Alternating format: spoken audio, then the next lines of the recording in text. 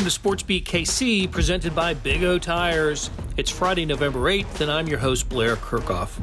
It's a huge college football weekend, nationally and locally. The headliner is LSU at Alabama, with a nice undercard of Penn State at Minnesota. The spotlight shines on teams closer to home as well. Kansas State rides into Texas, looking for its fourth straight triumph. It's been quite a run for the Wildcats. 2 weeks ago, they picked up a signature victory at Oklahoma, and they followed that with a throttling of rival Kansas. Beat the Longhorns on Saturday, and K-State will find itself thinking about a spot in the Big 12 championship game. Kansas State beat writer Kellis Robinett joins me to break down the game, and we get in a little hoops talk as well.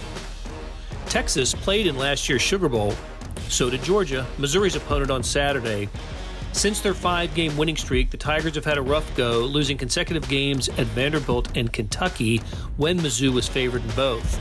It's been a puzzling time for the program, but it has a big opportunity in Athens on Saturday. Missouri beat writer Souichi Terada talks Tigers with me. Finally, we hear from Chiefs rookie safety Juan Thornhill.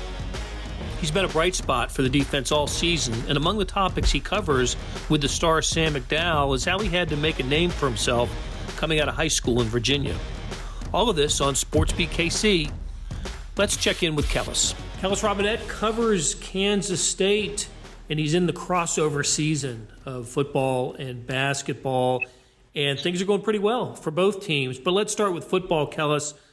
That was a resounding victory for the Wildcats over KU last Saturday, and it occurred to me that following the Oklahoma victory and then TCU before then, this 3-game winning streak that the Wildcats are on with an opportunity for a big one at Texas on Saturday. This has been a great stretch for Chris Kleiman and his program after it looked like, they had lost a couple in a row, and I was kind of wondering what this season was going to be about for them. And now, they're back. They're in the polls. They're in the college football playoff rankings. This is a good time for K-State football. Yeah, it's a heck of a time for them. I don't think a lot of people saw them debuting at number 16 in the college football rankings last night, but shoot, they'll take that. That's a great deal of respect from the playoff committee right there. And you talk about, having things to play for. Not only are they on a 3-game winning streak, but they're still in the mix for a Big 12 championship. If they can beat Texas and stay on a roll, there's no reason why they can't catch Baylor or Oklahoma if one of them were to slip up down the stretch. And at number 16, that keeps them alive for a really, really good bowl game, one of the New Year's Six. And if, the sky's the limit right now. If they keep doing what they're doing, they could wind up in a very good bowl game at the end of the year. And look, I saw where they're an underdog against the Longhorns, and that's going to be a big challenge for sure. Texas feels like it's got a lot to play for as well. But I don't know. I look at the schedule. Once you got Oklahoma and Baylor out of the way, at least for this year anyway, it seems manageable to me. It's getting to 6 wins, which is what K-State did last week with the victory over Kansas. They get the bowl eligibility thing out of the way. Let's see how much is out there for the Wildcats. Remind us quickly what after the Sugar Bowl. What's the pecking order? Does it go Alamo Bowl after that for the Big 12? It's changed a little bit, but the number 1 bowl outside of the playoff affiliated ones is the Alamo, followed by the Camping World in Orlando, and then I think next is Texas and Liberty. And then after that, you get down to the Cheez-It Bowl and the whatever they call the bowl in Dallas at the old Cotton Bowl. Right.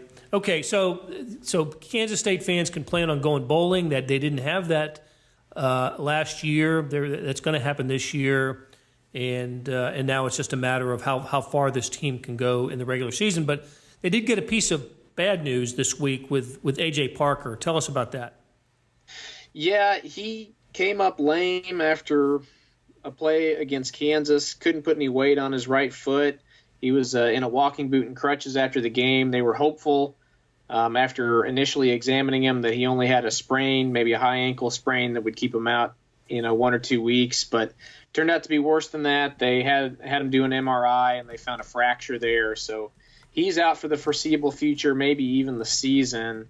And that's a tough blow for him because he's been their best defensive back this year, their number 1 cover corner.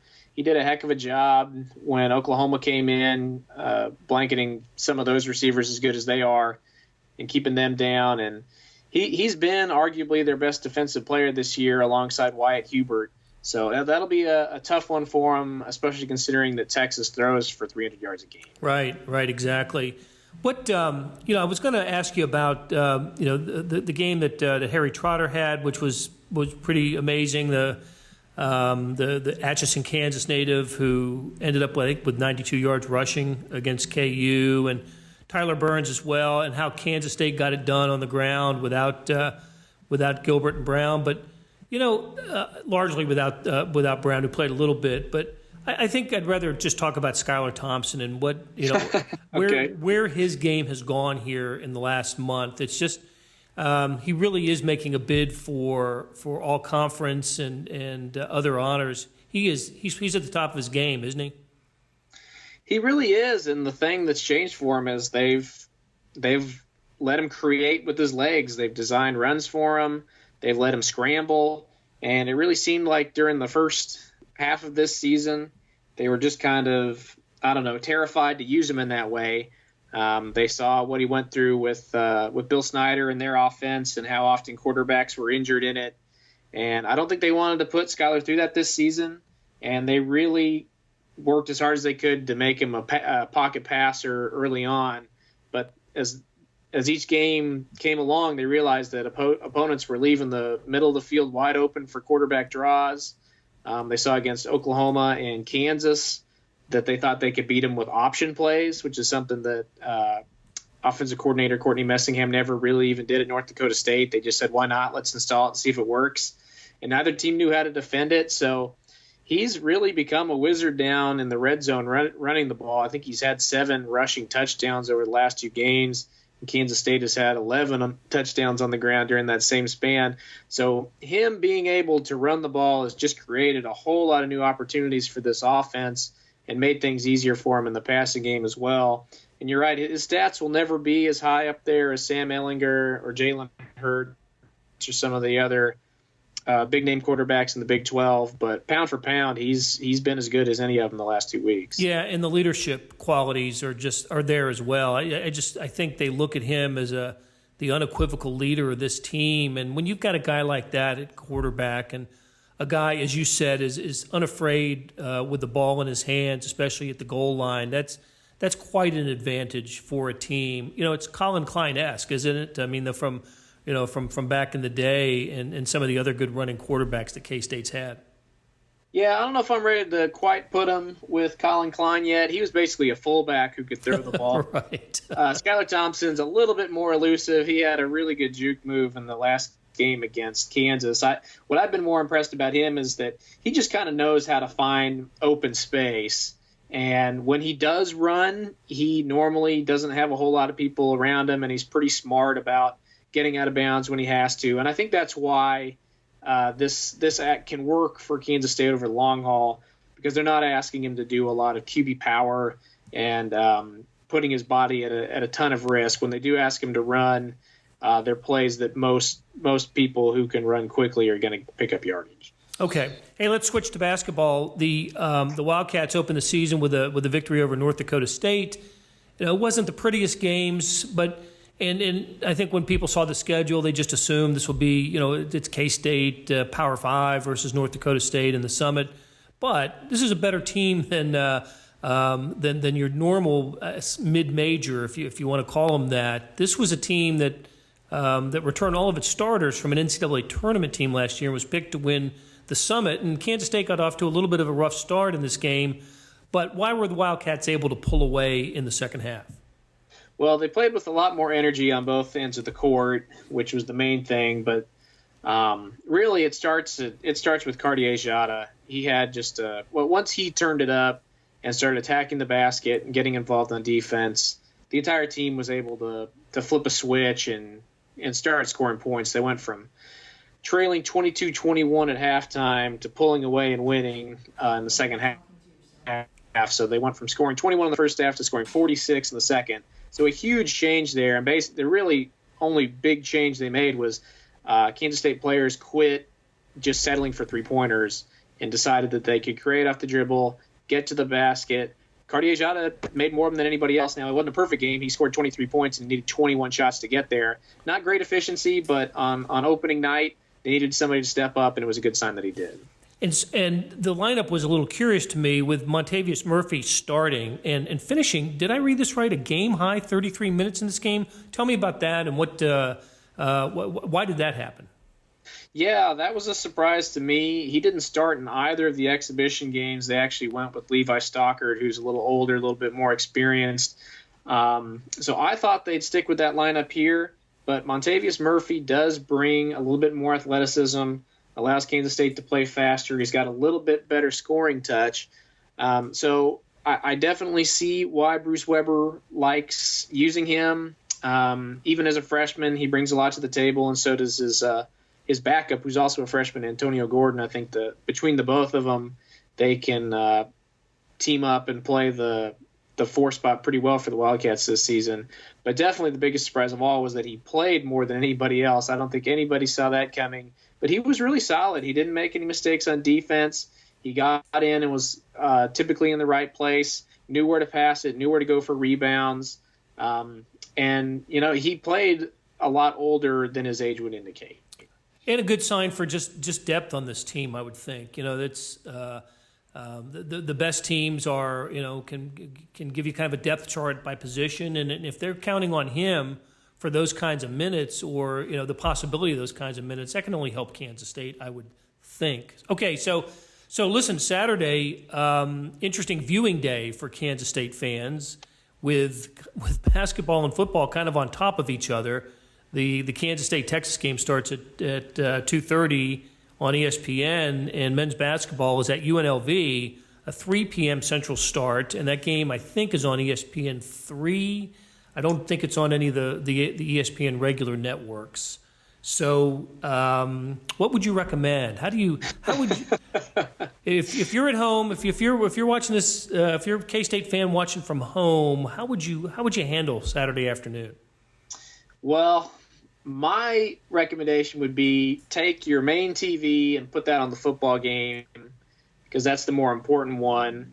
And it's Texas. Everybody likes to play the Longhorns. So focus on that one and then maybe bring up K-State UNLV on your iPad or your phone and just keep an eye on it. And if things get more exciting in one game or the other, maybe you can switch back or forth.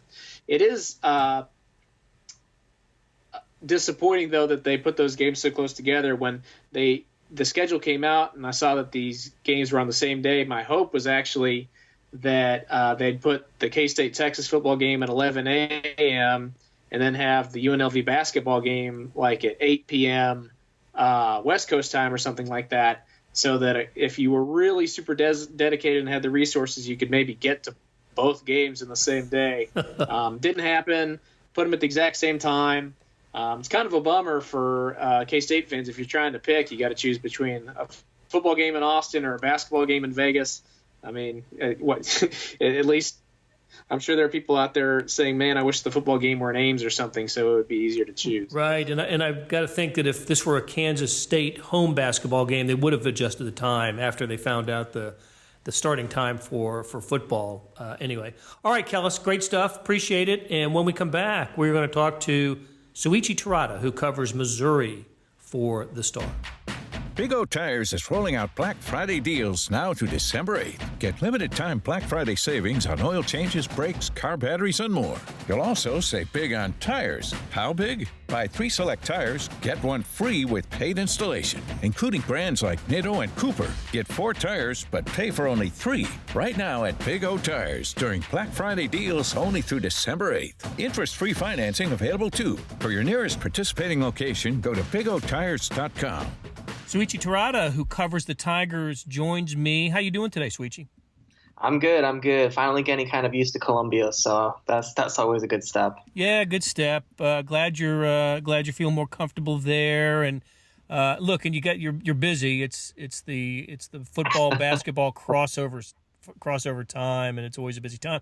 Big football game for the Tigers this weekend. Not as big as we had hoped it would be when the schedule came out and saw the way things were going to unfold for Missouri this season with a favorable schedule, a lot of home games, and then some non-winnable, what we thought winnable conference away games leading into Georgia.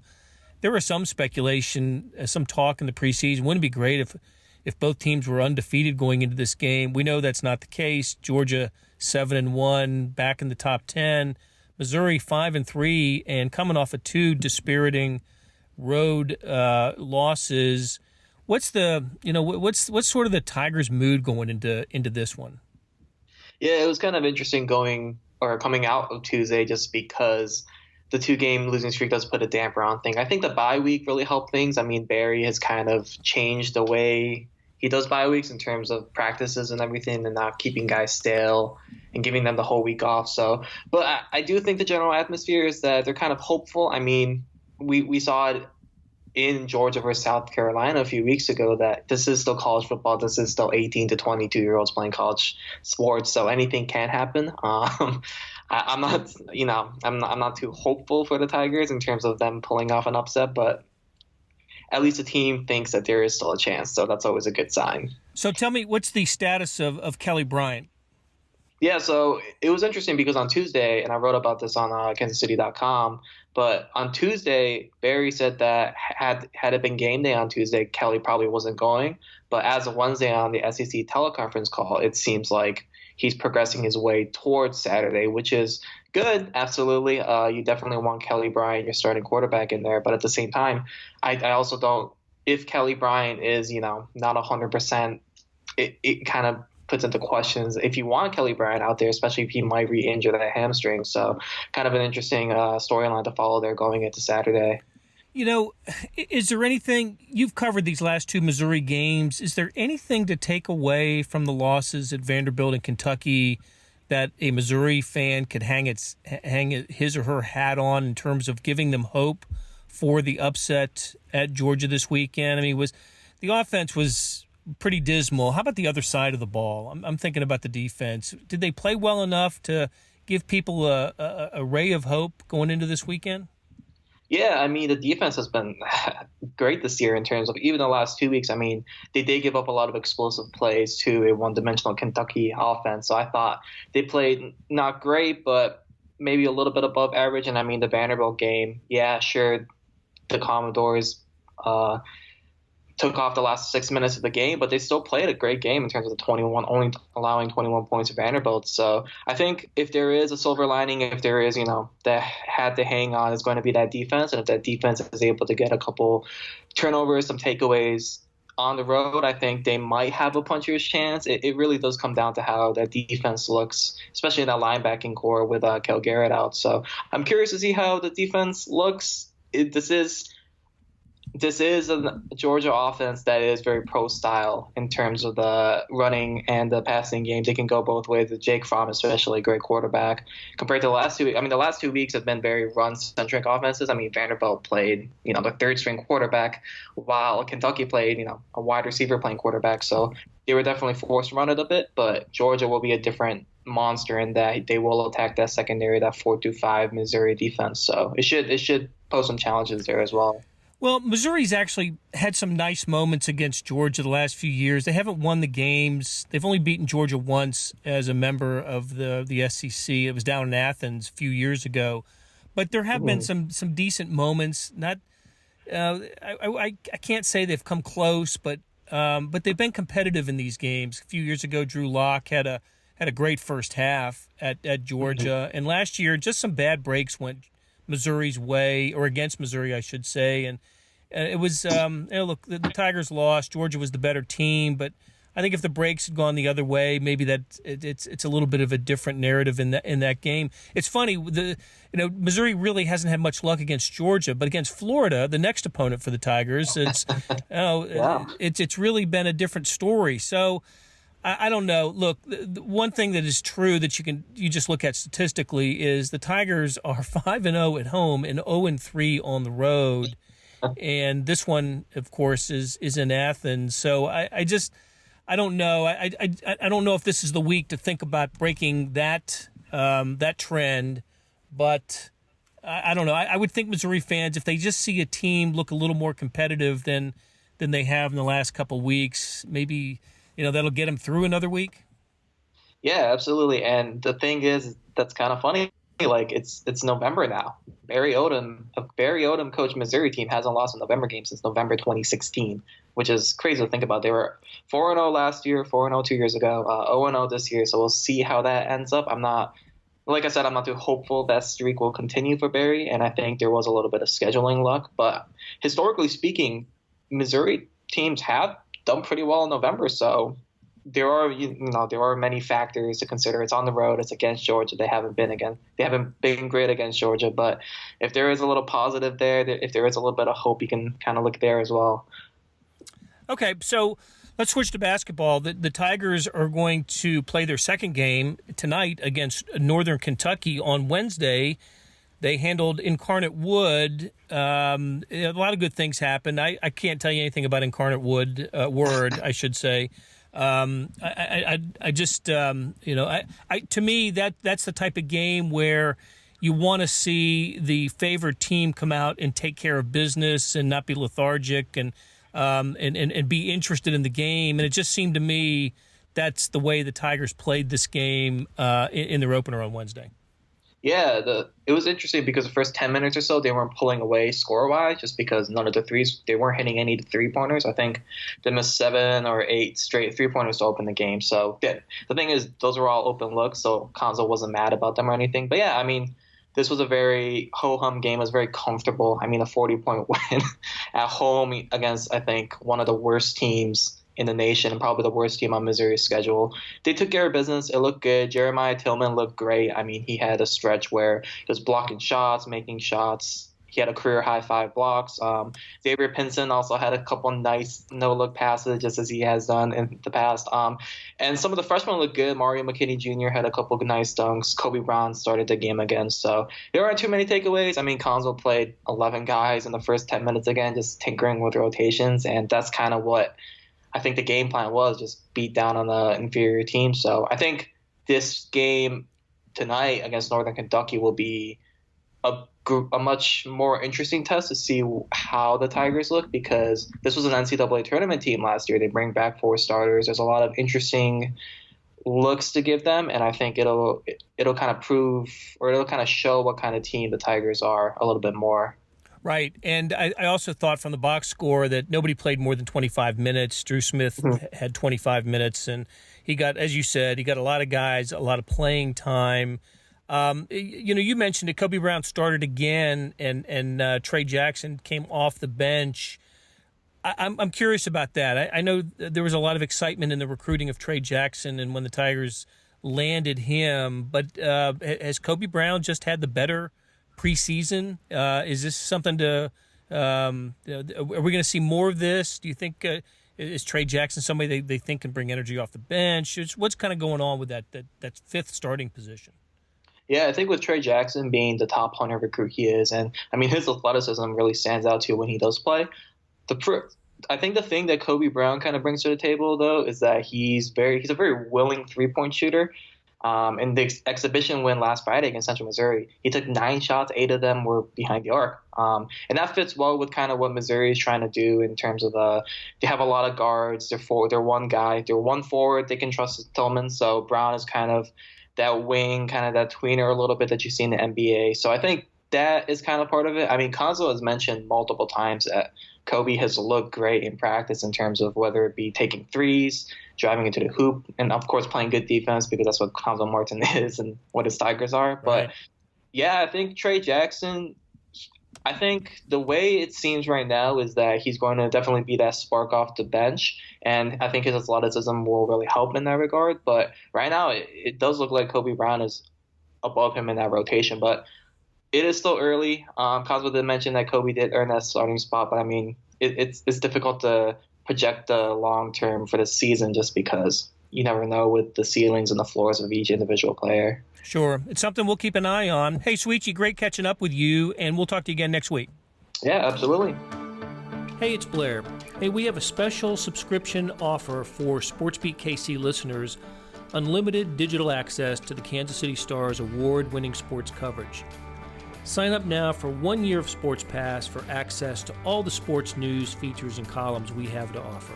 And it's only $30. That's a 40% savings off our regular rate. For your convenience, your subscription will automatically renew after the initial term at $50 unless you tell us to cancel. A lot of subscription services won't tell you that. They'll just sneak it on there. We just told you. Your subscription helps support the sports coverage of kansascity.com and the Kansas City Star. Please visit kansascity.com/sportsbeatkc offer to get this special offer. And as always, thanks for listening. Juan Thornhill was a second-round draft selection out of Virginia, and the Chiefs believe they got a steal on draft night last April. Through the first half of the season, it looks like the team was right. Thornhill's been one of the steadiest players on the defense, and he seems to improve every week. To reach this point, it's been something of an uphill climb. He wasn't a highly recruited player out of Alta Vista High School in Central Virginia. One small D1 school wanted him to play basketball. But he landed a scholarship in Virginia and became an all-ACC performer. Thornhill spent some time with the Star's Sam McDowell in a noisy Chiefs locker room recently. We do apologize for the background noise. But here's Thornhill with Sam McDowell, and be sure to read Sam's story on the Chiefs safety who's having an impactful rookie season. As a secondary, as a unit, it seems like you guys have really improved the past few weeks. Is there anything you can kind of pinpoint and attribute that to? Just getting repetition and playing together, because like early in the season, a bunch of the guys was like the first time was playing together, and now that we got a few games under our belt, I mean, everyone pretty much know what the other guy next to him is going to do and the things that he liked to do, so we can play into each other's hands and help each other out. How difficult was that, I guess, as a rookie? Because you're already learning the league and like maybe some speed stuff, but also teammates at the same time. But just the fact that maybe they didn't know each other as well. I mean, with me, like, at Virginia, I was under two different coaching styles, and I had a coach that was really aggressive, and then I had a coach that was more laid back.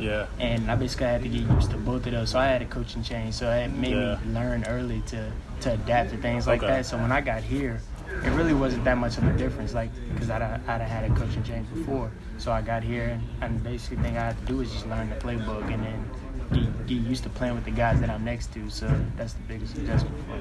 Is there anything, or any point during the season where you feel like things started to click for you?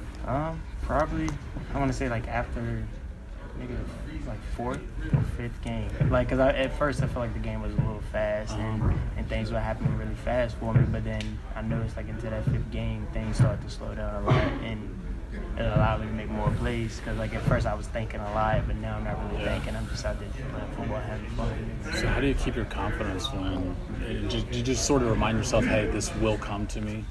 I mean, I just do my job. Like, I'm always out of confidence. You got to have confidence to play D-back. So I always step out there feeling like I'm the best defensive back on the field. Even I'm next to Tyron. Like, this dude's a heck of a player, but I'm still thinking I'm the best D-back on the field. I mean, I'm just a competitor. Like, if you say I can't do something, I'm going to try to do it. Like I told you about that. When basketball coach said I wouldn't play at the next level, like, I just want to prove him wrong. That's just the type of person I am. And then, like, they used to wrestle me sometimes in the weight room, and, like, they'll tell me I can't lift a certain weight, and I'll go in there and do it just to prove him wrong. He's just like, I'm the type of guy that always want to win at what I'm doing. So, like, I mean, it's just in me. I've watched your YouTube clip. First of all, it's 20 minutes long, your high school stuff, which is pretty excessive. But there's a lot of pretty incredible stuff in there. Oh yeah, like, I mean, I just put basically every play in there, like every good play that I had, and it was, I mean, the clip was just as long as it can get. And I still like put out a whole bunch of stuff that could have been in there. I mean, I just wanted to make it really long just so I can always look back on it and see like my senior season. That'll do it for another week of the Kansas City Star's daily sports podcast, a little thing we call Sports Beat KC, presented by Big O Tires. We hope you enjoyed today's show, and if so, give it a rate and review. Links to the stories can be found in the show notes, and read our college coverage on kansascity.com. Thanks to our producers, Derek Donovan and Leah Becerra, for putting together today's episode. And we'll be back on Monday with a full review of the Chiefs game at the Tennessee Titans. Hope you'll tune in.